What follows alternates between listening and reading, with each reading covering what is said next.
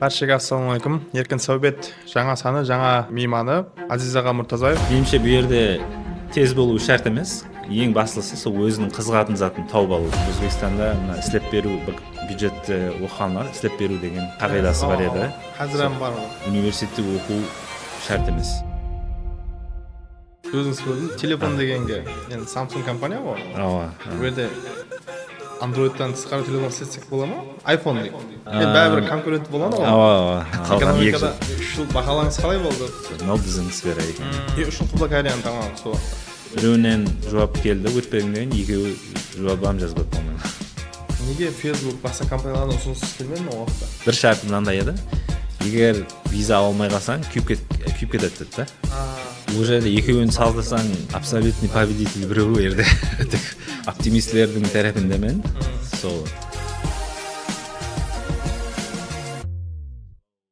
Баршаға ассалаумағалейкум. Еркін Сәубет жаңа саны, жаңа мейманы Азизаға Мұртазаев. Азизаға, қош келіпсіз біздің жойбарымызға. Уақытыңызды бөліп келген үшін сізге үлкен рахмет. Бұл жерде Азизаға анық бір сұрауларға ие, анық бір мазмұнға ие сұраулар болмайды. Өзара еркін Сәубет болып өтеді. Сол Сәубет бастамастан өзіңіз кішкене таныстырып жіберсеңіз. Ассалаумағалейкум әмеге. Менің атым Азиз Мұртазаев. Нүкіс қаласында туып өскенмін. Қазір Hypo стартапында главный инженер болып істеймін. Өзі 15 жылдан артық инженерный программистлік тәжірибем бар.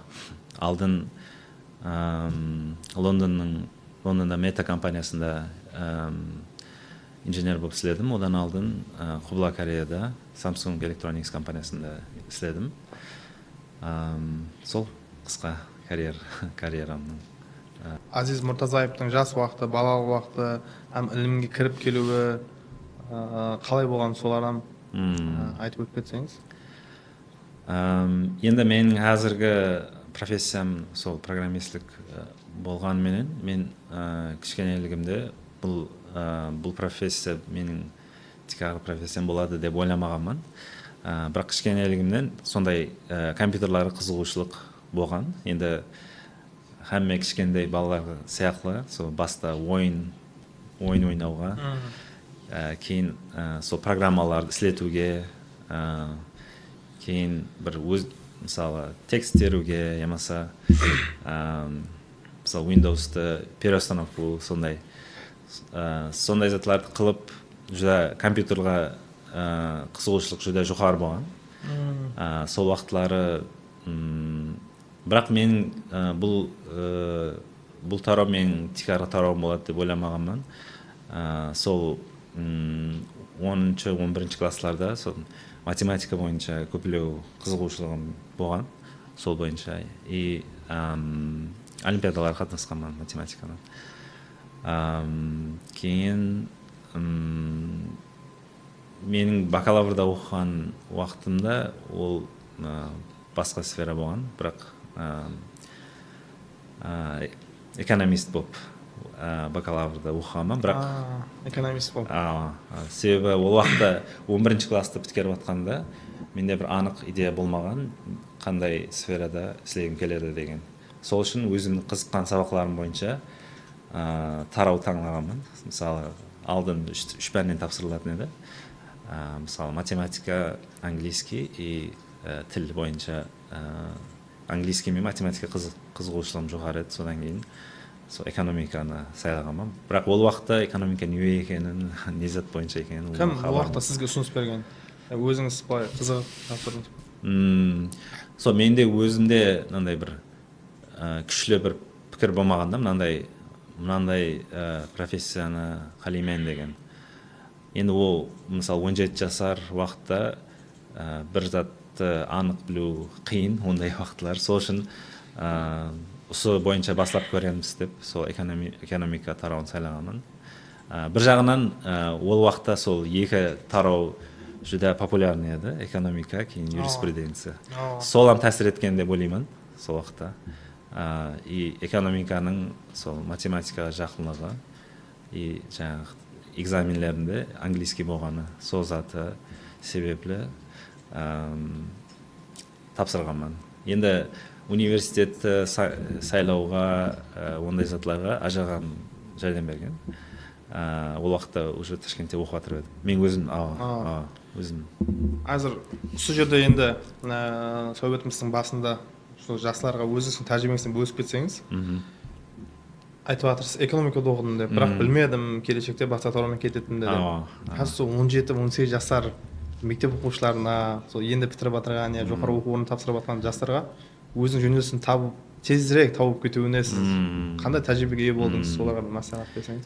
Меніңше бұл жерде тез болу шарт емес, ең бастысы сол өзінің қызығатын затын тауып алу. Сол үшін ол уақытлары әр затты қылып көру керек. Мысалы, программирование деген көп адамға идеясы жақсы да, ол мен программист боламын, жақсы ақша табамын дегендей. Бірақ мынандай отырып, кодқа қарап, істемей қалған уақытта не үшін істемей жатыр деп 2 сағатлап отыру, ол шыдамдылығы жетпейді көп адамның. Сол үшін өзінің характерім соған тура келетін адам болса, меніңше бұл сфераны алып кете алады деп ойлаймын. Сол үшін 17-18 жасарында максимально әр затты қылып көрген жақсы. Сол өзінің не пәнлері қызығады, потенциально қандай тараулар қызығушылығы болуы мүмкін деп. Сол іздену меніңше көплеу болған жақсы ол уақытлар. Даже университеттің уақытында да уақыт көп болады да студенттерде. Мысалы, ярым күн лекция болады, біз қызылар, қалған ярым күні боста. Сол уақытларым сол стажировка болады ма, я бір проектлерге қатынасып, волонтерство болады ма, солар әр затқа қатынасып көру керек деп ойлаймын.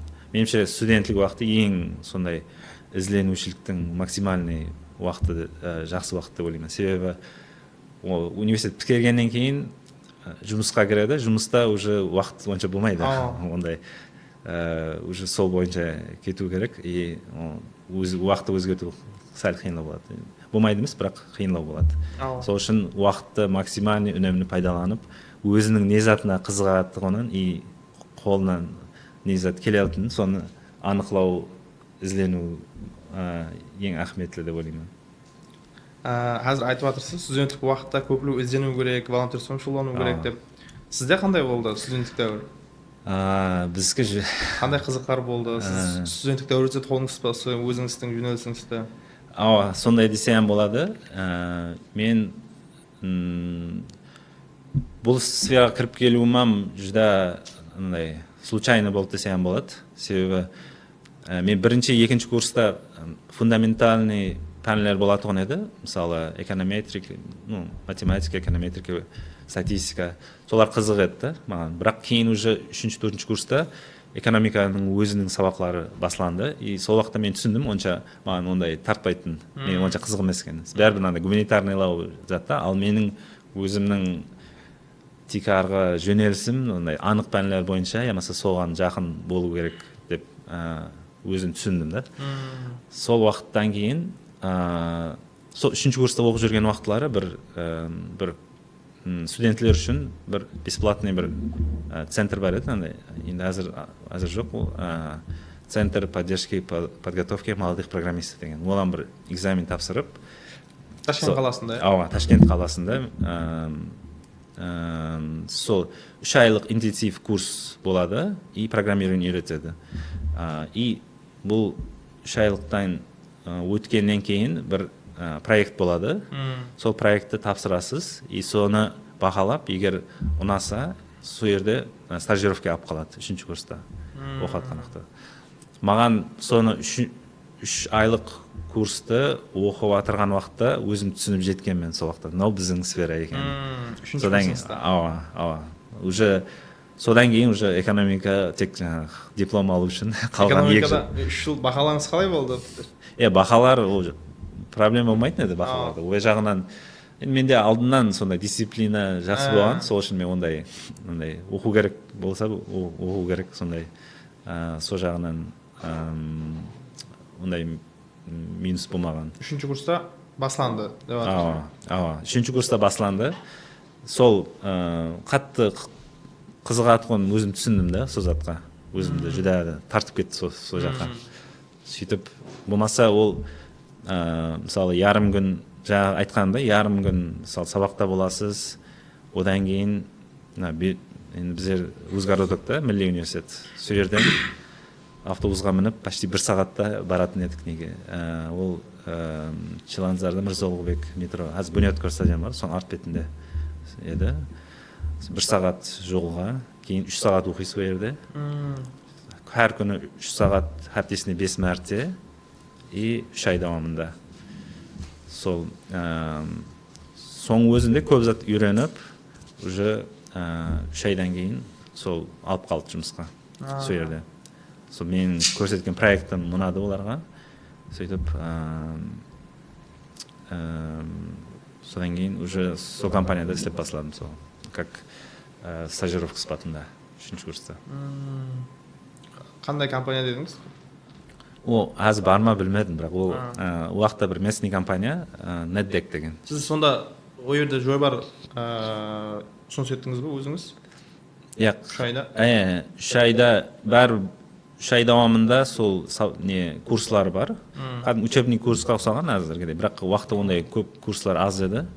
Соны бітіргеннен кейін өзіңіз бір проект істеуіңіз керек. Сол уақытта бір мен семейный бюджет деген ба, сондай бір проект қылдым. Соң программасын түзіп, мысалы әр күні қанша кетіп жатыр, мысалы күнделікті расходлар. Содан кейін әммесін Excel-де шығарып беретіндей да, ақырында мысалы.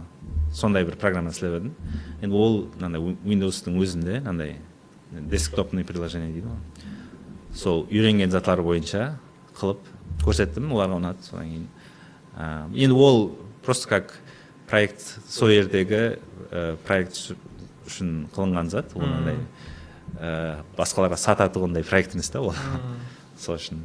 Одан кейін уже компанияның өзінің проектлерін қылдық кейін. Сөйтіп, одан кейін уже диплом жазатын уақыт болды, 4-ші курстың 2-ші жарымында. Сол уақытта бірақ ол компаниядан кетуге мәжбүр болдым дегенде диплом жазуға уақыт керек болды. Содан кейін мен қойып, сол дипломға фокусировать етіп, диплом жазып болғаннан кейін уже полный сол IT сфераның басқа компаниясына өттім уже. Ол компания елге дейін бар, Muranosoft деген. Сол компанияда верстальщик болып істедім. Сонда IT сферасында кету үшін сіз сол уақытта түсіндім деп жатырсыз, сол қанеген менеке екен. Кейін сізде ой пайда болмады ма? Университетте оқуым керек IT сферасы бойынша деген. Я курстың өзі жетерлі болды ма сіз үшін? Курс жүдә ең базовый затларды берді да. Базовый затлар, мысалы өзі программирование үшін негізі университетте оқу шарт емес. Шарт емес дегенде керек емес деген мәнісінде емес, бірақ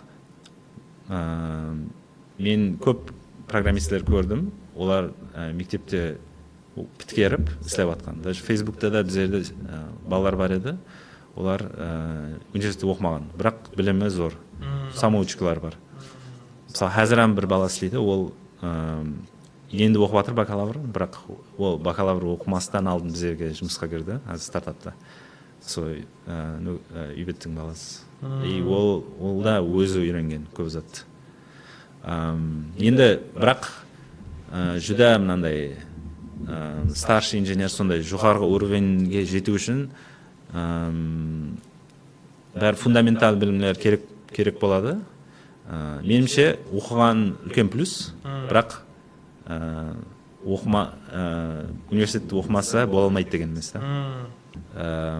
Және бір біздің однокурсник бала бар еді, ол Қарақалпақстаннан, ол Әмудария районынан. Ол да жүдә күшлі, екеуміз баратын еді, олам қызығатын еді сондай шетелде оқуға. Кейін ақыр ол Австралияға кетті оқуға, магистратураға. Мен Құбыла Кореяға кеттім магистратураға. Мен бірақ негізі біздің ойда сол бітіргеннен кейін сразу кету еді. Бірақ бұл зат келіспеді, себебі Өзбекстанда істеп беру, бюджетте оқығанлар істеп беру деген бір қағидасы бар еді. Қазір бар ол. Бакалавр бітіргеннен 3 жылға не істеп беру керек. Сол себептен мен кете алмадым. Құбыла Кореяға кеттіңіз кейін магистратураға 3 жылдан кейін. ол жақта сол IT сферасы бойынша кеттіңіз, Енді сол жері аз маз қиын жер болды, себебі мен бакалаврда IT сферада оқымағанмын, бірақ магистратураны IT сферада оқып жатқан. Сол үшін ол жерде өзінің Кореяда оқу системасы магистратурада ең бірінші тапсыратын болсаңыз, мысалы бір лаборатория тауып аласыз, университеттің ішіндегі бір іліми зерттеулер қылатын лаборатория тауып аласыз. Сол сөзіңізді бөліп, не үшін құбла Кореяны таңдадыңыз сол уақытта? Негізі мен басқа жерлерге қызығушылығым жоғары болған. Мысалы Британияға тапсырып көргенмін, үш университетке тапсырып көргенмін. Үш университеттен біреуінен жауап келді, өтпегеннен екеуі жауабым жазбады, по-моему. Сондай. Көпшілігінің жазған заты маған сенің бакалаврың тура келмейді деген. Сен бакалаврда жоқ зат болса магистрда қалай оқисың дегендей. Сол затта үлкен проблема болған расынан. Бірақ менде бәрібір қызығушылық қатты жоғары болғаннан кейін сол. Ол жағынан енді мысалы мен бакалаврым IT бойынша болғанда өзім қаплайтығындай дәрежеде болғанда мен любой университет тапсыратын. Бірақ жаңағыдай шекленулер болғаннан кейін бар вариантлардың ішінен ең жақсысын сайлау керек та. Сол үшін Корея бәрібір жақсы вариант. Себебі ол жақта IT жақсырақ жыланған. Және біздің ажағам да сол жақта уже оқып басылап жатыр еді. Оқып жатыр еді. Сол жағам үлкен бір плюс болды маған. Сол жаңағы айтып өткендей тапсыру процесі мынандай болады магистратураларға. Бірінші университет ішіндегі бір лабораторияны тауып аласыз. Лабораторияда қайсы сфера, бір определенный сферамен шұғылданады. Ол мысалы компьютер сайенс деген компьютер ілімлерінің ішіндегі бір кішкентай бір бөлігін зерттелейді тұғын бір. Соның ішінде профессормен сөйлесесіз, сөйтіп ол сұрайды, мысалы мынандай темаға қызығушылығың қандай, өзің жазуың керек, сол мен сондай темаға қызығушылығым бар, мен мынандай заттарды зерттелеп көрдім, мен тапсыра жақпан сіздерге деп. Егер профессорға ұнаса, кейін уже университетпен сөйлесу керек. Университеттің өзінің минимальный требованиялары бар. Мысалы, IELTS біздерде инженерлер үшін 6,5 еді. Менің өзімде 7 еді уақытта, сол үшін ол проблема маған. Кейін GPA деп айтады ғой, орташа бағасы. Орташа. Менде жақсы еді ол, сол 86 ма, 100-ден да, сондай 86 ма, 85 сондай айту. Содан кейін университет тәріптен өтуі проблема болмады. Сол ең бастысы профессорды көндіру еді да, профессорды. Мен сфера қызғаман, мен программист болып істедім азылғантай, бірақ мен бакалаврым бұл емес деп. Сөйтіп, олар яқшы деді, содан кейін бардым. Ол жақта магистратура қалай болды? 2 жылдық болды, иә? 2 жылдық, Кореяда 2 жылдық магистратура. Басқа мемлекеттердің магистратурадан аз-маз парқы, өз жерде көбілеу іліми жұмысларды алып баруға көбілеу қаратылған. Мысалы, тек сабақ оқып, ақырында дипломны жазып емес, одан тысқары жаңағыдай статья шығару керек, іліми статья шығару керек. Ол университеттің талабы бар, и лабораторияның өзінің талабы бар. Әдетте лабораторияның талабы жоғарылау болады. Біздерде бір конференция бір журналға шығару керек еді. Сол баста жүдә қиын болған, себебі бірден уже бакалаврда өткен заттың үстіндегі білімді талап етеді да, ол жерде уже сол уақыт сол жер. Ал менде ол бакалаврда оқыған білімім болмағаннан кейін тек мынандай әмели жақтан білім болған. Бірақ фундаментал затлары да болмаған. Содан кейін қиын болған баста. Ең баста сол кірген сентябрьда кірген болсам, бір октябрь, ноябрлерде бір конференция бар еді, Jeju деген бір не бар, атауы бар. Сол атауда бір әр жылы болады ғой екен. Біздердің лаборатория әр жылы сондай бір статья тапсырады ғой екен да ол жерге. Сөйтіп профессор маған айтты, соған статья жаз деді да. Сөйтіп мен мен ойладым ол профессор мені азамат жөнелтіреді, мен бұл жерде есатты білмеймін деді да. Сөйтіп жақындап барады, жақындап мен хайран қалдым, олам айтпады, мен онша қарекет етпедім. Сонымен жақындап қалды, уже тапсырып үлгере алмай қалдым да. Кейін профессормен сондай серьезный дедлайн таусылып қалды уже. Уже почти жақындап қалды, уже мысалы бір апта қалды да, уже есат үлгермейсің. Сол уақытта профессормен андай айтты, типа сен жазуым керек еді деп та, неге мұндай қылып жүрсің. Мен ол жерде азмас пассивлігім себеп енді ойлағансыз профессор маған жол көрсетеді, өзі айтады ғой деп сіз арқан жүре берген. Сол жағынан андай не дейді, культурный түсінбеушілік тура болған да сол уақытта. Содан кейін түсіндім, значит оның талабы басқаша, профессордың талабы басқаша. Мен өзім қосымша ізденіп, өзім әрекет етіп, ол маған тек отзыв береді. Мысалы, құжат жазамын, соған жазған тексеріп береді. Мына жерің мынандай, мына жер қате, ямаса мына затларды есапқа алу керек деп беру керек. Сол жағынан бір не дейді сондай ояну болды деп айтады ма сол жерде. Бірақ сол 2 жыл давамында кейін бір журналға жаздым, журналда қабыл етті, и бір конференцияға, Шанхайда конференцияға жазып, кейін барбам қайттым. Сол үшін бірақ жүда үлкен бір мен үшін бір тәжірибе болды сол магистратурада оқу. Себебі бакалаврда білмеген сондай босылықларды қапылауға жәрдем болды да үлкен. Сол жағынан. Кейін меніңше ол фундаментальный зат білген адам бәрібір күшлеу болады, жаңағы құры әмели жақтан білген адам болады. Сол жағынан. Құбылай Кореяда магистратурада 2 жыл оқыдыңыз. 2 жылдан кейін сол дальше сол давам ету болды ма? PhD оқу, жұмысқа тұру керек болды ма? Енді ол ондай таңлау адамның өзінде болады. Сол үшін. Бірақ 2 жыл давамында бәрібір лабораториядағы зерттену жұмысы жүзде аңсат деп болмайды. Олам. Сол үшін маған көбілеу компанияда істеу қызық болды. И сол мысалы 4 семестр болса, 2 жыл давамында, сол 3-ші семестрден кейін, ақырын 4-ші семестр әдетте бір сабақлар аз болады, или ұлма болмайды. Мен әмесін 3 семестрдің жүзінде алып болдым сабақларды. Кейін тек диплом жазатын уақыт. Сол уақытта енді егер жұмыс істеймін десе, уже сол уақыттан бастап іздеп бастау керек. Сөйтіп мен енді ол кәрше мен өзім жақсы үйренбегенмен, содан кейін мен любой компанияда істей алмайтын едім. Сол үшін тек мен іздеп бастаған уақытта тек англиш, халықаралық студентлерді ала алатын компаниялар іздедім. Ол тек үлкен компаниялар бар, LG, Samsung, Hyundai дегенлер деген. Солардың списігін түзіп шықтым. Қашан қабыл етіп басылайды, сөйтіп сол списіктен ең біріншісі, ең ертесі Samsung еді. Соны тапсырып басыладым. И әсте әмме этапынан өтіп, уже әммесінен өтіп болғаннан кейін уже басқаларға тапсыруға қажет қалмады. Уже 2-ші курстың 3-ші семестрден бастаған тапсырып? 4-ші семестр. 4-ші семестрден бастаған. Бір ярым жыл қалған уақытта бітіруге. Сөйтіп олар, мысалы мен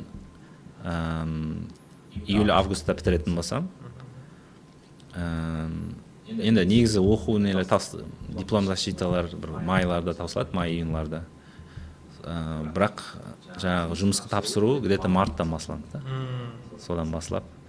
Сонда Samsung компания қабыл етілді деп атысты. Ол жақта invitation letter келген уақытта сізге сентябрьдан келдің деп айта ма? Қазір invitation letter қайсы? Жұмыс па? Шақыру хаты болады.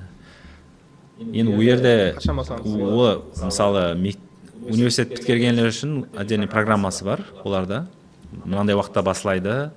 И мынандай этаплардан әмме стандарты бар өздерінің. Сол стандарт бойынша, мысалы баста бір онлайн форма толтыру керек. Мысалы өзің хақында жазсаң нелерді оқыдың, как CV тапсырғандай, резюме тапсырғандай. И азмаша motivation letter дегенге ұқсаған зат жазу керек. сөйтіп одан кейін ну почти әмме өтеді ол жерден, одан кейін тест болады. Ол тест қазір мына магистратураға тапсыратын GRE, GMAT деген тесттер бар. Соған ұқсап кетеді. Логика бар, математика бар и тіл бар ол жерде. Сол тест бар. Мен ондай тест болатынын білгенмін. Енді ол секретный зат емес, әмме бірақ именно сол бойынша кітаплар жоқ еді. Сол үшін соған ұқсаған кітаплардан тайырландым да. Сол университетте уақытта библиотекаға барып, сондай кітапларын тауып, оғаннан бір 2-3 апта или 1 ай ма тайырланған шығармын. Сөйтіп тайырланып, тапсырып, и бірінші этапынан өттім. Содан кейін. Құлба Кореяда жұмысқа сол оқып жүрген уақытта ярым ставка дейді ғой. Бізде де ставка мен есептеледі ғой. Бір ставка, ярым ставка, сондай. Ондай рұқсат бар ма оқып жүргенде? Төртінші жұмыс тапсырдым деп төртінші семестр тапсырдым деп жатырсыз. Тапсырдым дегенде бәрібір бітіргеннен кейін істейтін жұмыс қой бұл. Себебі ол процесс ұзын да, 3-4 ай алады. Сол үшін ол алдын басылау керек. Мысалы бітіргеннен кейін сразу істеп кету үшін бітірместен алдын 3-4 айдан алдын басылау керек. Өзі әмме зат есапқа алынған уже. Мысалы компаниялар біледі да сол. Мысалы күзде оқитын олар сол бәһәрдің ақырында жазда тауысады. Сол үшін күзден бастап істеуге болады деп та. Азиза қазір айтып жатырсыз, бакалавр Ташкент қаласында экономикада оқып, шетелге Құлба Кореяға магистратураға кірдім деп жатырсыз. Өзбекстанда айта жақсы сұрауым, Өзбекстандағы сол университеттерменен сіз шетелде оқу farқы қандай farq бар? Мысалы, ертең өзіңіз сол шетелге шыққаннан кейін қандай farqlar сездіңіз өзіңізде? Мысалы, Өзбекстанда сол магистр давам етемін деп жатқандар бар. Оларға не маслихат бересіз? Шетелде оқимын деп жатқандар бар. Меніңше ең үлкен farқы ол шетелдерде университетке кірді дегенде уже андай самостоятельный болады да студенттер. Өзі енді ол жерде система сондай, мысалы сізге тек мынандай сабақтар өтесіз деп айтпайды. Өзінің кредитный системасы бар. Мысалы енді баста мәжбүри сабақтар бар, бірақ қосымша сабақтарды өздері сайласа болады да. Сол жағынан көп еркінлігі бар шетелдерде. И және мысалы академический отпуск алу, кейін мысалы өзі бір зат, мысалы бір жыл бір жақларды айлап қайтаман деп, ондай случайларым көп. Айта жақсатым, бұл жерде өзінің карьерасына өзі жауапкершілікті алады уже университетке кіргеннен баслап. Меніңше бұл жерде как будто бір мектептің давамындай болып түйіледі арасында университет. Яғни сізге әмме сабақ уже анық қылып берілген, есат өзгерте алмайсыз. Тек жаңағы мектепте сабақ өткеннің давамындай болып кетеді. Сол жерде, сол мен үлкен бір farқын сездім. Кейін және сол университетте оқып жүрген уақытында мысалы жұмысқа таяр болу үшін тек оқып кейін тапсырғанда шансы бәрібір азлауда. Мысалы көп шетелдік университетлерде, рауажданған мемлекеттерде өзлері бірінші курстан кейін уже стажировкаға тапсырып бастайды. Тапсырып, даже сол Фейсбукте істегенде де біздерге сол бірінші курсты біткерген балаларым келетін еді сол стажировкаға. Сөйтіп, мысалы бірінші, екінші, үшінші курстан кейін мысалы уже әдеуір опыты бар да. Мысалы бітіріп атқан уақытта олар еш затқа қатынаспаған салыстырса уже 1-2 шаг алдында жүрген болады. Олардың жақсы жұмыс табу ықтималдығы жоғары. И жаңағыдай сабақты сайлау еркінлігі берілгеннің өзі бір үлкен фактор деп есептеймін. Себебі жаңағы бағанағы айтып өткенімдей, адамдар баста не істеу, не профессияны сайлауы анық болмауы мүмкін. Бұл зат жүзі табиғи, мысалы 17 жасында, 18-20 жасында да.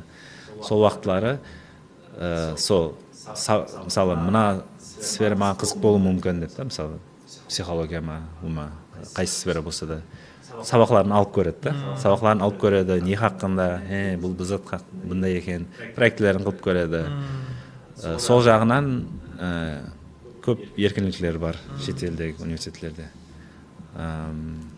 Ума өзіне өзі жауапкершілігін алу бір үлкен плюсы деп есептаймын шетелде. Сондай. Магистратура 4-ші семестрден бастап жұмысқа тапсырдым деп жатырсыз. Сол енді азда болса да сіз үшін тәжірибе болды ол зат. Сол жұмысқа тапсырып жатқан уақытта сіз нелер ұсыныс қылатын болады негізі? Қандай тәжірибеге ие болдыңыз? Не маслихат ете аласыз жұмыс тапсыратын?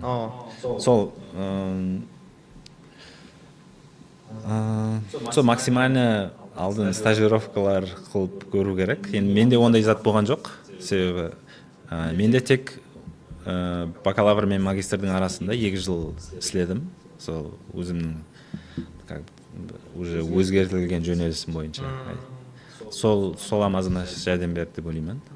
Себебі тек мысалы бакалавр біткеріп сразу магистратурада істеп жатқандар ол мынандай реальный проект қылып көрмеген болуы мүмкін да. Тек жаңағы курсовой проект. Ол бәрі курсовой проект, ол бір искусственный проект дейді, ол адамдар істеп көрмегенше оны реальный проект деп айту қиын. Сол үшін сондай стажировканың ләжі болса, сондай қылып көру керек. Көплеу стажировка істеу. Да, стажировка.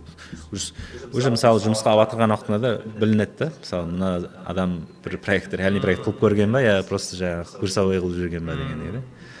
Сол үшін сол жағыларынан жүдә болмаса, егер ондай имканият болмаса да өзі бір мынандай бір өзі қосымша проект қылып жүрсем болады. Мысалы университет мынандай қыл деген емес, өзінің қызыққан заты бойынша.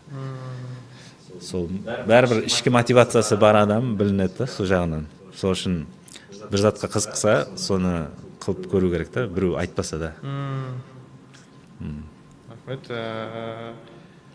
Facebook, Samsung компанияға жұмысқа кірдім дедіңіз, магистрдан кейін. Бұл Кореяның өзінде. Суон қаласының. Қанша уақыт істедіңіз сол? Ол жерде 3,5 жыл істедім. 3,5 жыл. Уақытта 3,5 жылдық дәуір қалай болды жұмыс уақытыңыз? Енді мен интервьюден бастап айтайын, себебі қайсы сфера бойынша кіргенін айтып өту керек. Өзі системасы Samsung'та мынандай, сол магистратура бакалаврларды әмме алғаннан кейін бір өзінің программасы бар, 4-5 ай программасы бар, сондай онбординг деп айтады. Любой компанияда бар, бірақ оларда жүдә ұзын да. Соны on job training деп айтады. OJT ма? Сол баста интервьюда сұрайды да, мысалы магистратурадағы проектіңіз хақында айтып бересіз, кейін өзі не затқа қызығасаң, сол бойынша распределение қылу керек та, қайсы отделге жіберуді. Себебі Samsung деген бір дым гигантский компания, оның ішінде мысалы мына мысалы программист болып істейтін болса, ол көп та, ондай ішінде, ішінің өзінде. Сөйтіп сұрайды, мен айттым, сол облачное вычисление, cloud computing деген. Сол ямаса Android құрылмаларға программа жазу. Android құрылмаларға. Сөйтіп олар сол затты бір есап қалады, и кейін распределение қылған уақытта сол максимальный сол айтқан сфераларға жайластыруға харекет етеді. Сөйтіп мен ақырында сол Android құрылмаларға программа жазу. Сол бойынша жұмыс офлайн болады, жұмыс офиста болады. Ол жерде тек офлайннан тысқары, ол жерде бір өзінің мини қаласы бар. Суон қаласында, Суон деген мысалы бір 1 миллион қала, Сеулдан бір 50 километр қашықтықта.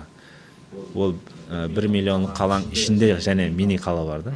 Digital City деп айтады. Сол Samsung'тың бәрі разработкалары ішінде, сол қалаң ішінде. Ол как военный жерге кірген уақытта мынандай КПП-сы бар. Мынандай аэропорттан өткенде қылып өту керек қалтада. Мынандай телефонның камералары өшірілген болу керек кірген уақытта. специальный программасы бар, соны қойсаң өзі кірген уақытта автоматически өшеді уже. Сөзіңізді бөлдім. Телефон дегенге енді Samsung компания ғой. Ооба. Ол жерде Androidтан тысқары телефон істетсек бола ма? Мысалы ертең біреу кірді, Androidтан тысқары сізге телефон істетуге рұқсат бола ма? Мысалы iPhone дейік. Ооба. Сіз iPhone істетіп жүре аласыз ба ішінде әрқайын? Енді бәрібір конкурент болады ғой. Ооба. Енді ол уақытта мен кірген уақытта болатұғын еді. Адамдар iPhone істететұғын еді. Бірақ мен сол 3,5 жыл істеген болсам, где-то 2 жылдан кейін бәрібір конкуренция, постоянный конкуренция бар. Мен де сол мобильный разработка жағында істедім. Сол Galaxy S3 қан уақытлар, S3, S4 сол уақытлар. И қайсыдар уақыт сондай бір указание келді жоғарыдан. Сол жаңағы вице-президентлерден әмме Samsung телефон істетің деп та. Енді мен ол уақытта уже бәрібір Android істететін едім, себебі өзімнің сферам Androidқа жазатын болғаннан кейін Androidтың өзін істетіп басладым. Бірақ бір коллегаларым бар еді, iPhone істететін. Оларға жаңағыдай бір-екі жылдан кейін сондай айтылды, сондай өзгерттің деп. Android өзгерді.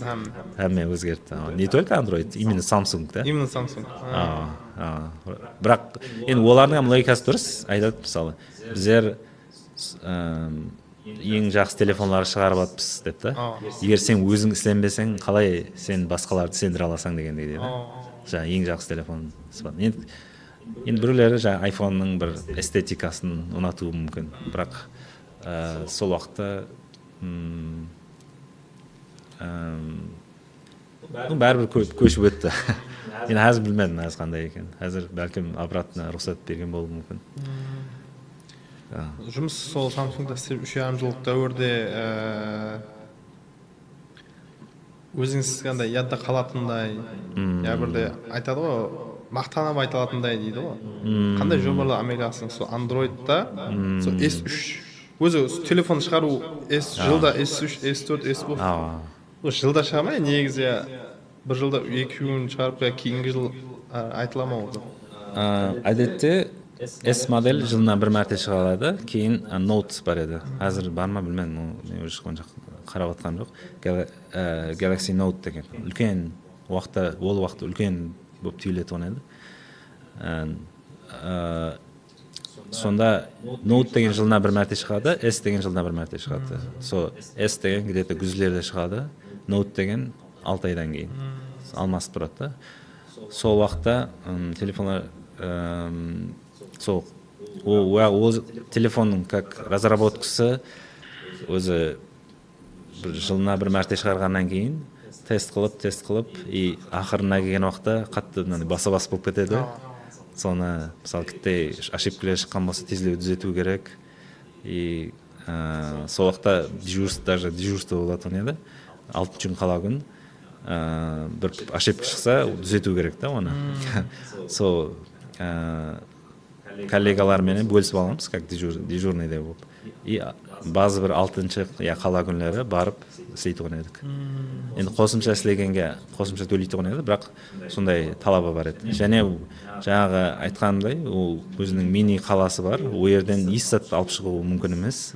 Жаңағыдай разработка қылынып жатқан телефон, я ноутбукты, ол дегені үйден тұрып істей алмайсыз да ол жерде. Бір зат істеу керек болса, жаңа офисқа бару керек. Әмме затын сасып кетуге мәжбүр. Өзі қағидасы сондай сол жерде. Енді мысалы индустриальный секрет дегенлер бар да ол жерде. Енді ол жерде тек телефон емес, мысалы дисплейлер, холодильник, әмме зат шығады ғой Samsung-та. Соның разработкаларының әммесі сол жерлерде болатын еді. Сол үшін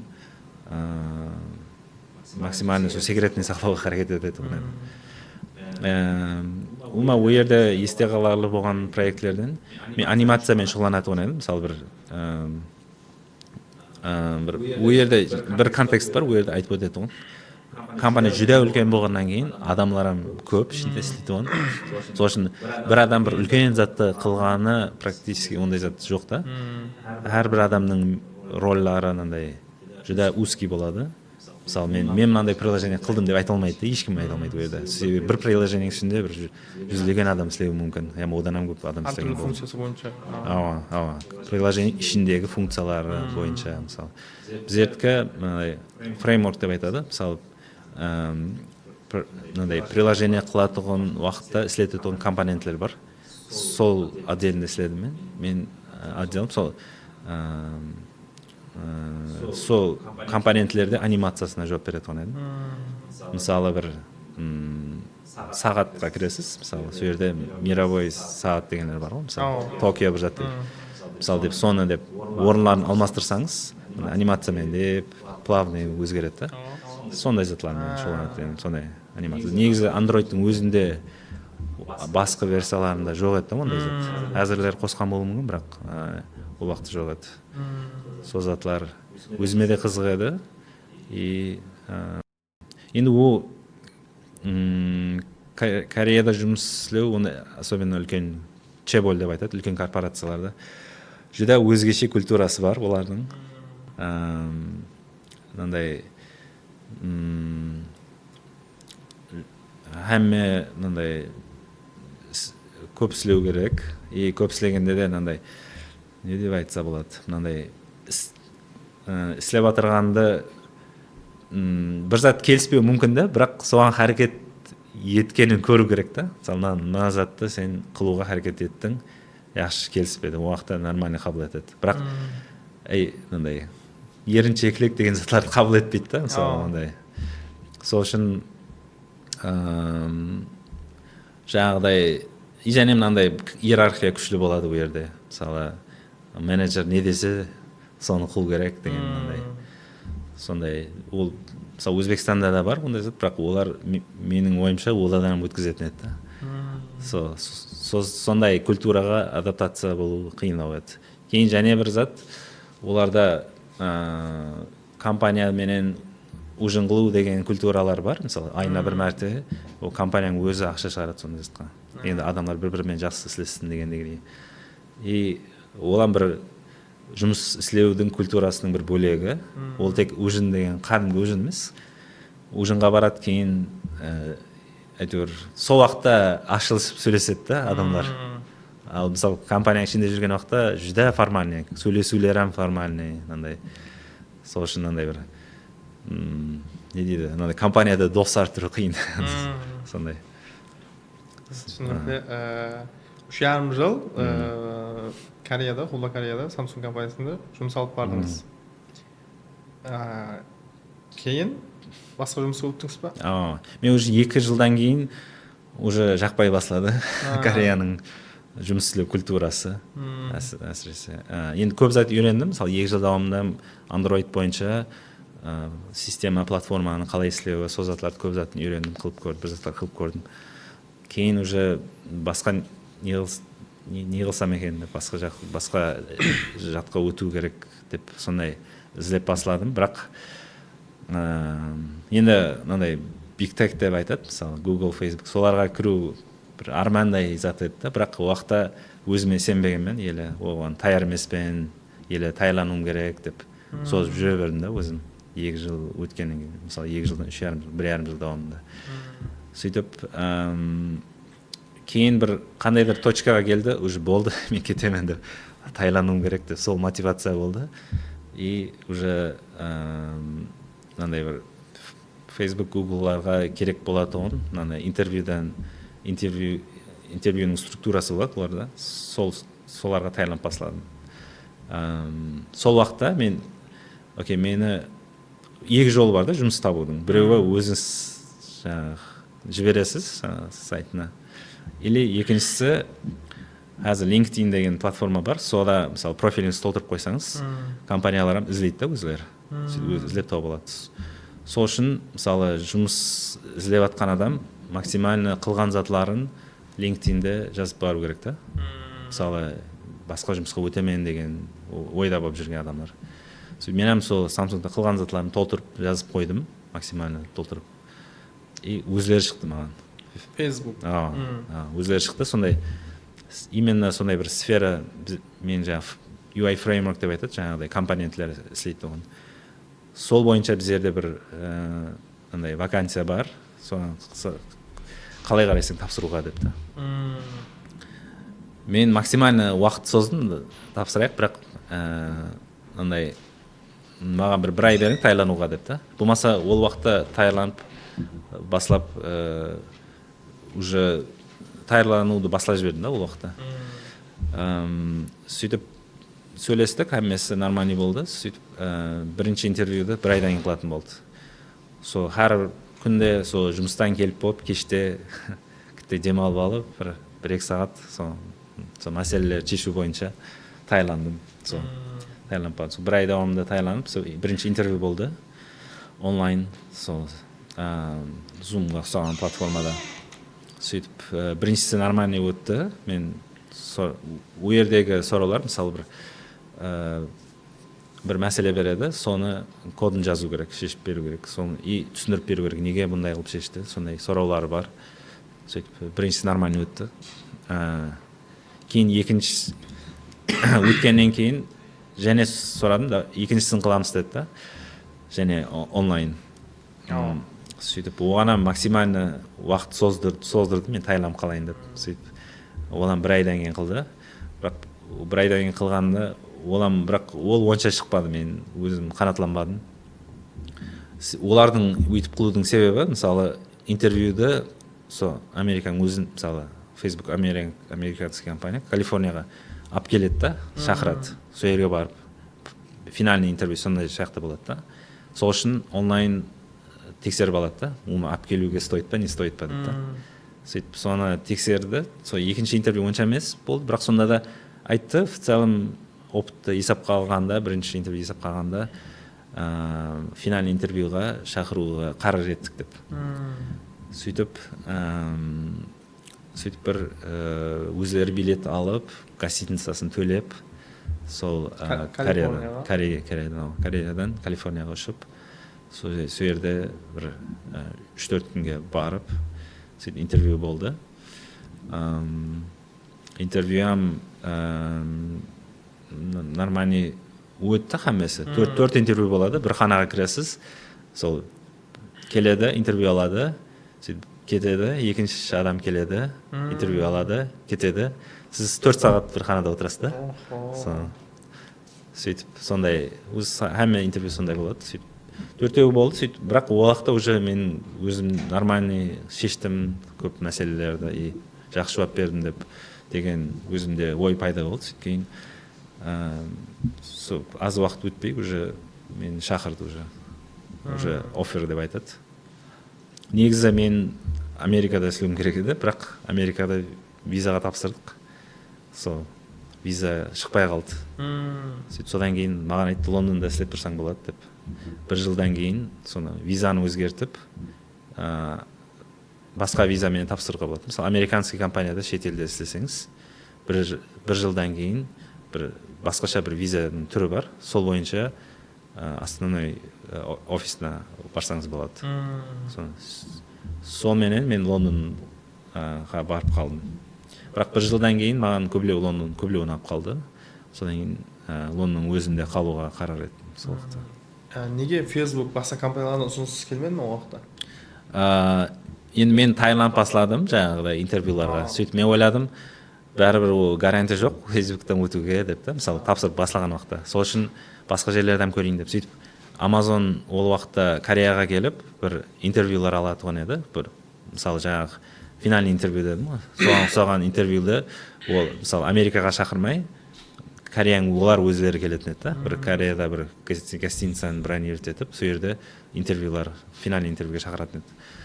Сөйтіп Amazonға тапсырып көрдім. Ол жерде де әммесінен өтіп, уже олар маған андай финальный уже интервьюға тапсырып, уже әммес этапларын өтіп, жаңа финальный интервьюнан өттім. Олар уже жұмысқа шақырды да. Amazon. Бірақ ода бір шарты мынандай еді. Егер виза алмай қалсаң, күйіп кетеді деді да. Сол, маған сол жер аз-маз тур келмеді маған. Сол уақытта, елі Facebook'та, елі маған финальный интервью болған жоқ еді. Мен жауабын беруім керек еді да, Amazonның. Аз-маз рискам бар еді. Мысалы, яқшы деп, Samsung-тан кетіп, визаны күтіп, виза шықпай қалса, мен есатсыз қаламын. Сол үшін мен ойладым, яхшы рисковать етіп көрейін, бәлкім Фейсбуктен келісіп кетер деп та. Или Фейсбуктың финальный интервью болған жоқ еді уақытта. Сөйтіп яқтадым сөйтіп аласында. Сөйтіп кейін Фейсбукпен келісіп кетті, сонымен әйтеуір.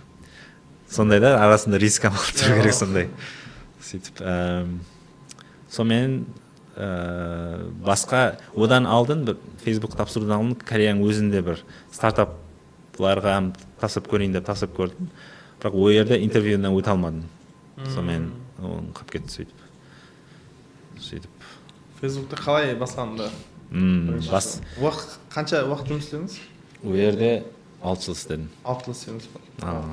Көп істеген екенсіз көрді, мен көп мен ондай жұмыс тез өзгертудің тараптары емеспін. Бір жұмыста бір затқа ерісу үшін аз-маз хотя бы 2-3 жыл істеу керек деп. Енді Фейсбуктың өзіндегі жұмыстың шариғатлары соншалық жақсы қылып берген адамдарға. Ол жерден кеткім келмейді. Сол үшін ондай ол жерде басқа компанияларда тез өзгеретін болса, онда тез өзгермейді ол жерде. Істеген адам көбірек істейді. Фейсбукта сіздің вазифаңыз неден бар?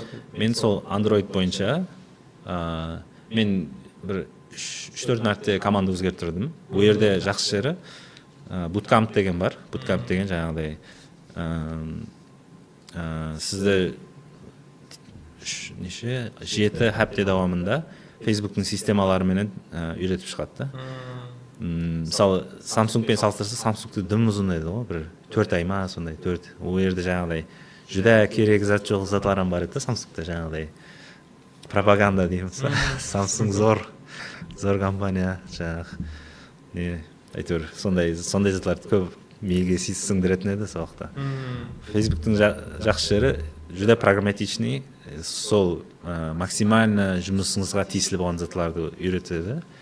Әрбір мысалы бірінші хаптың өзінде сіз бір код жазып продакшн деп айтады, сол системаға өзгеріс кіргізуіңіз керек та.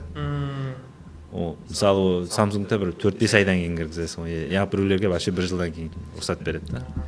Сол жағынан қатты ұнады. И культурный маған сразу білінді. Бұл уже мен өзімді еркін сезіп басладым ол жерде.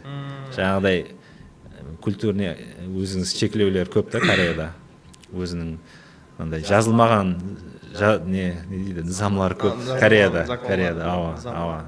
Соған мен оған біреулеріне білмегендей қылып өзімді салдым. Жаңағыдай дым маған тура келмейтін затларды.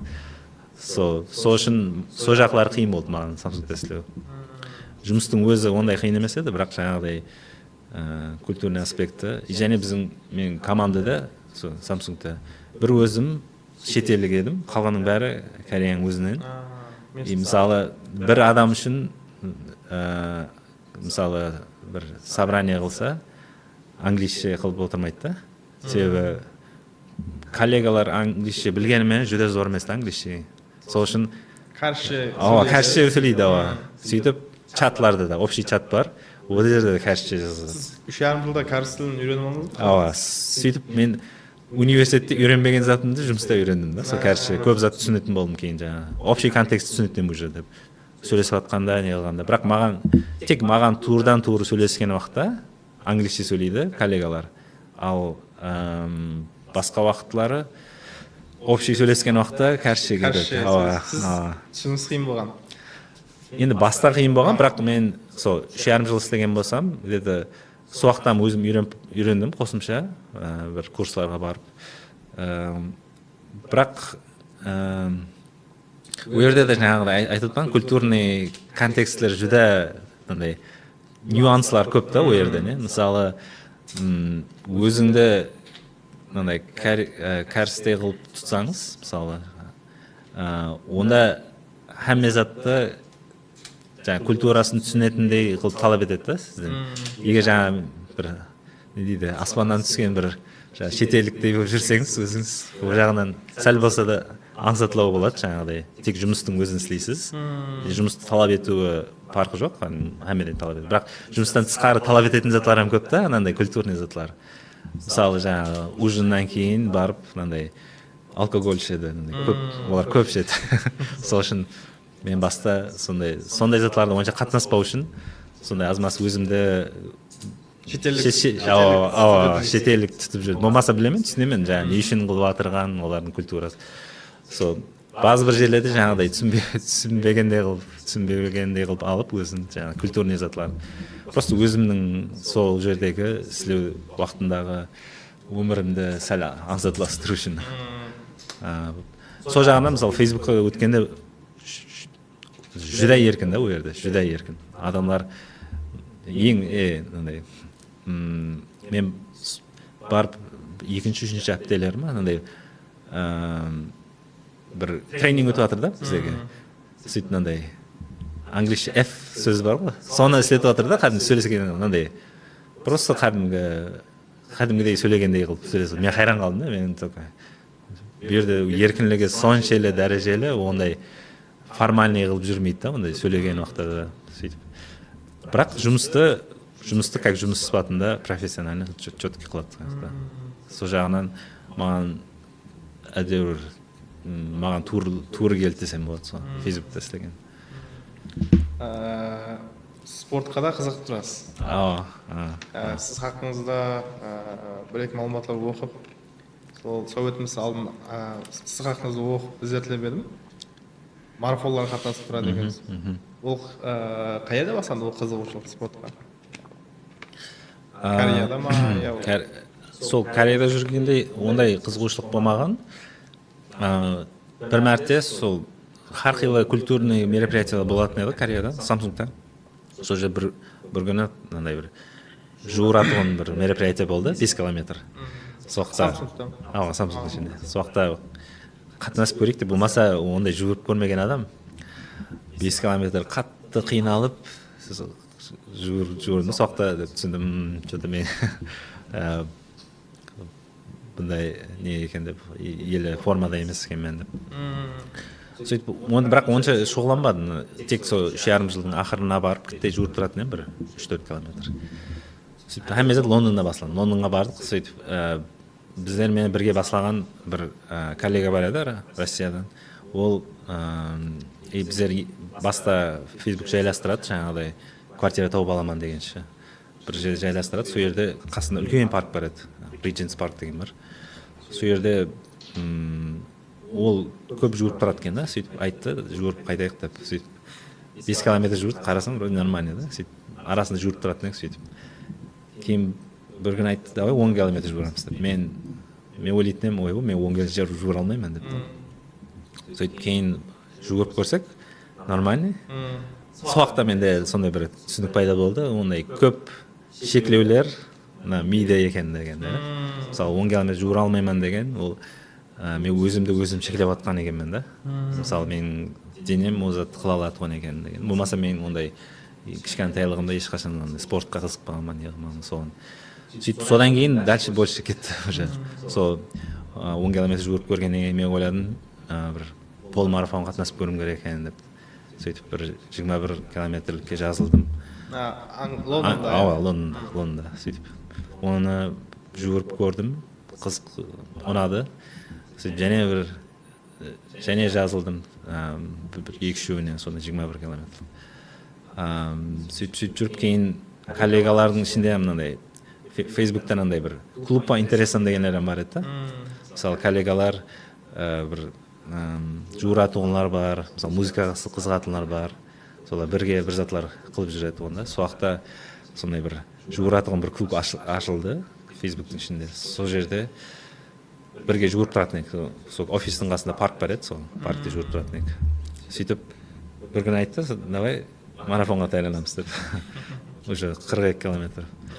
Сөйтіп сол клубтың бір бюджеті бар еді, бюджеттің сол ақшаға бір мынандай бір тренер жалдады да, тренер болғанда да удаленный.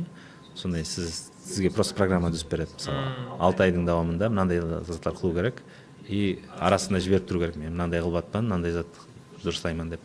Сондай онлайн тренер десем болады, сөйтіп. Сондай жазылдық, сөйтіп. Сөйтіп таярланып, бірақ шала болды дедім таярланып. Сөйтіп ақыры барып жуырып көрдім, сөйтіп. Қиын болды. 30 километрдан кейін, 28-29 километрдан кейін. енді ол уақытта өзіңнің денеңді білуің керек та. Мысалы қандай тездікте жүгірген уақытта, қай уақытта бірден тез жүгіріп кетсең болмайды. Дым астен жүгірсем болады, бірақ бәрібір максимально тез баруым керек деген ой бар да. Сол үшін бір баланс табу керек та. И мынандай дене постоянно деп бақылап тұру керек денең. Мысалы, аз мен шаршап жатпан, аз мен скоростьтен түсіруім керек, кітте өзіме келіп алу үшін дегендей да. Сондай баста ондай болмайды да, себебі опыт жоқ қой баста. Содан бірден тез жүгіріп кетесең, 42 километр. сөйтіп 28-ге барғанда уже тамам болады уже. Тоқтасам екен деген ойлар келе ма? Тоқтасам. Сөйтіп кейін ол уақытта уже шаққа өтесең уже кәдімгі жүріп. Сөйтіп әсте кітте жүріп, сөйтіп әйтеуір зорға тауыстым. Одан бір қызық болды сондай. Сөйтіп одан кейін және Таиланд уже және біреуіне қатынастым. Біріншісі Венецияда еді, екіншісі неде, Цюрихта болды.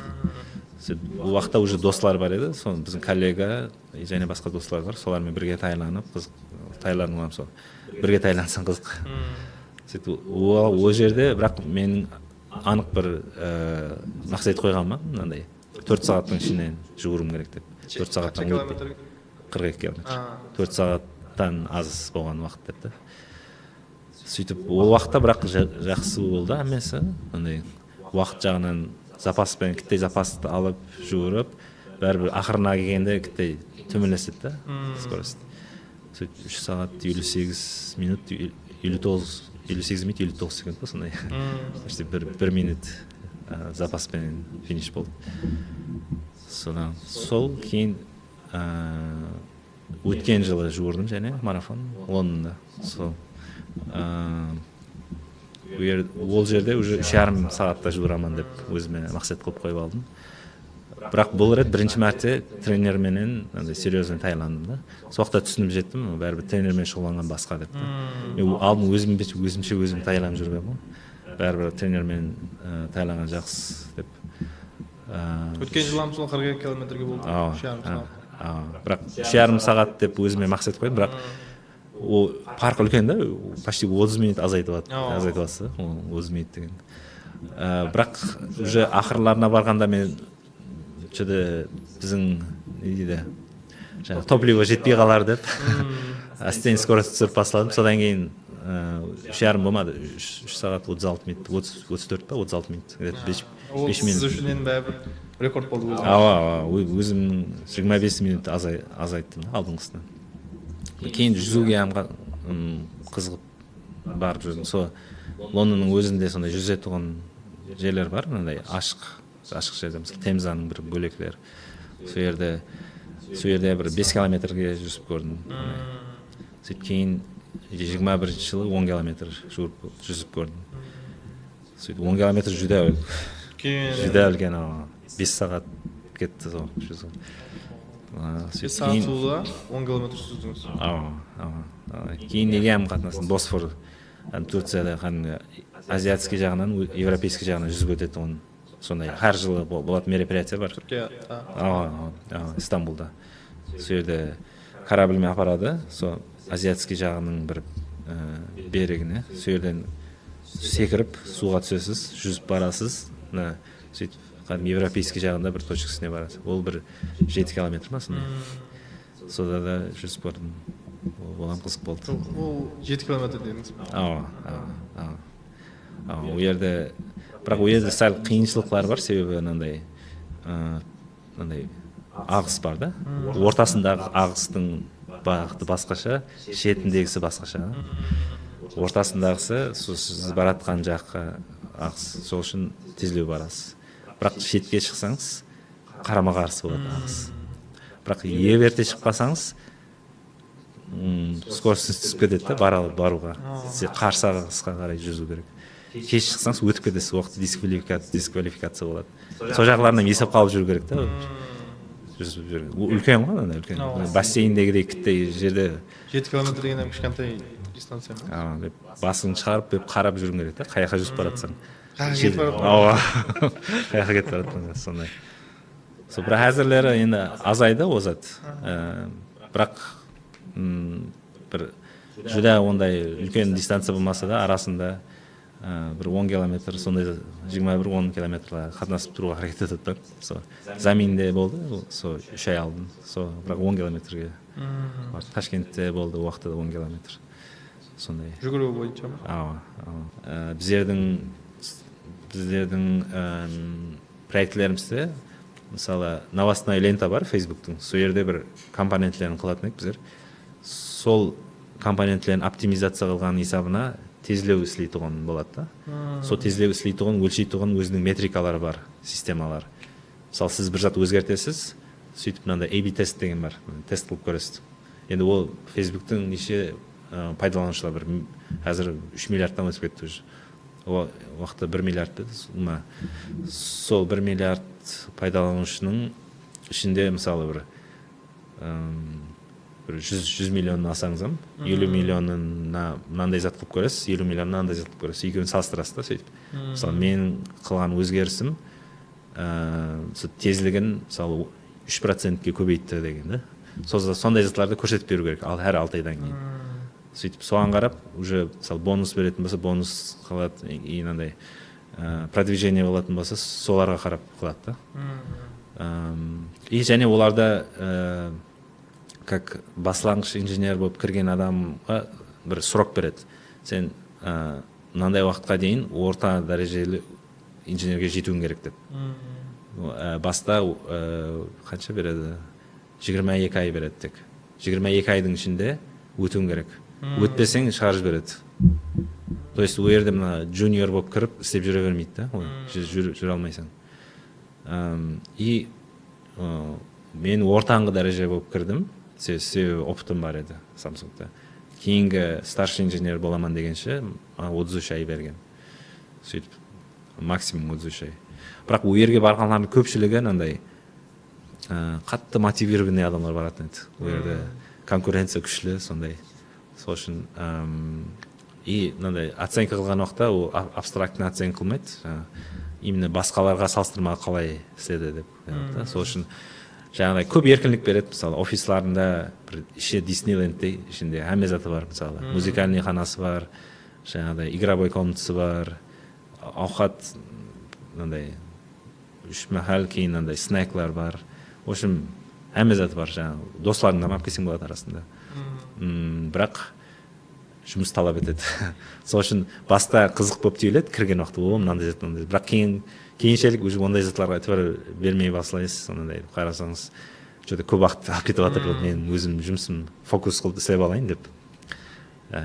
Арасында істетесіз, бірақ ондай уже күнделікті істететін зат емес. Сол үшін және бір үлкен плюсы основной офисқа көп барып тұратын едік. Мысалы Лондоннан Сан-Францискоға барып, сол жерде Менло парк деген қаласы бар. Сол жерде үлкен офис бар, Facebooktың өзінің основной штаб-квартира дейді, сондай основной офис. Сол жерге жылына бір 2-3 мәрте барып тұратын едік. Басқа офисларына да барып көрдім, Нью-Йорктағы, Сиэтлдағы, Европада да, Варшава сияқтылардан барып сияқтан істеп көрдік. Сізге қолай болғаны сол Лондон болды да? Істеп көргенде тек командировкаға. А так основной бәрі Лондонда еді ғой. Ал Лондонда ұнаған жері мысалы ол жерде тек британецлер емес те жасайды оны. Где-то Лондонның 40% шетелдіктер. Лондонда Британия туылмағандар. Шетелден келген. Сол жағынан өзіңді бір шетелдікте онша сезбейсің да. Мысалы маған ұқсаған азиатларым көп ол жақта. Мысалы индустар, пакистанецлер, европейцлер әмес араласып неғып жүреді. Содан кейін бір международный средада жүргендей болып жүресің. Сол жер қатты ұнайтын еді маған. И мынандай культурный мероприятиялар көп, мынандай концерт, театр, футбол, Арсеналдың болельшік, Арсеналдың ойынына барып тұратын. Сондай кейін и Европаға жақын, и арзан билетлер бар еді, относительно арзан. Сол жерден мысалы даже пойыздан бар, мысалы Лондоннан Парижге дейін 2,5 сағатта барады. Сөйтіп солардың сол қолайлықтар үшін маған ұнайтын еді. Және үлкен маған және бір қаланың өзінде мынандай үлкен парклер бар, маған сол қатты ұнайтын еді. Жүруға болады ма, просто барып жүруге. сондай. Азиз аға, сіз өзіңіз сол екі үлкен гигант компанияда істеген адам есебінде бәрі салыстыру болады. Аха. Facebook ба я Samsung ба. Samsung'ның мынандай жақтылары жақсы, Facebook'ның мынандай талаптар жақсы деп. Салыстыруға қалай болған сізде? Қайсы компания көплеу бәрі тартқан? Ол жерде екеуін салыстырсаң, жаңағы не дейді, абсолютный победитель біреу ерде. Facebook сол көп, почти әмме аспект жағынан Facebook жақсы. Себебі бәрібір ол технологический компания, ол дегені программа жарату культурасы бар да оларда. Софтвер дейді ғой, сондай. Ал Samsung бәрібір мынандай хардвер компания да, хардвер мынандай құрылмалар істеп шығаратын компания. Просто сол құрылмаларына тек программа жазуыңыз керек. Бірақ тик арқы заты, сататығын заты құрылмаларда. Сол үшін ол жерде процесслер басқаша да. Сон. И ума культура жағынан жүда традиционный дей ме, сондай. Samsung'та сол затлары. Басқа затлары почти әмме аспектінен Facebook жақсы еді, мета қазіргі аты. Сол үшін. Искусственный интеллект, суни интеллект, өзіңіздің пікіріңіз, келешекте қандай нәтижелер күтіледі, мысалы искусственный интеллекттен? Айтады ғой, қауіплі бұл. Қауіплі қаншайлы дәрежеде искусственный интеллекттің келешектегі? Енді бұл барысында екі лагерь бар, сондай. Біреулер айтады, сондай қаупі жоғары деп, жаңа терминатор соларды, жаңа матрица соларды аналогия қылып. Басқалары бар, ол бізде адамларды максимально көп жәрдем береді, мындай продуктивностін асырады, сонымен экономический мындай рауажландыруға алып келеді деп. Мен көбілеу оптимистлердің тарапындамен. Сол менімше мына көп мынандай ауруларды емлеуге искусственный интеллекттің рөлі үлкен деп ойлаймын. Сол реальный пайдасы бар зат. Мысалы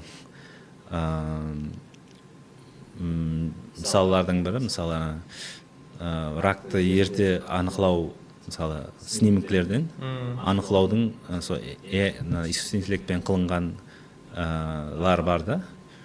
Мысалы врачлар көріп, өзі сезбей тұрған затлар бар да, бір белгілері. Бірақ сол искусственный интеллект сол ерте уақытында анықлай алған да, сондай решениелер бар искусственный интеллектпен. И мысалы дәрілерді қылуға, таза дәрілерді ойлап табуға, бұны адамлардың өмірін жақсылауға деп. Рахмет жауабыңыз үшін, рахмет келгеніңіз үшін. Жақсы сөйлес болды деп ойлаймын.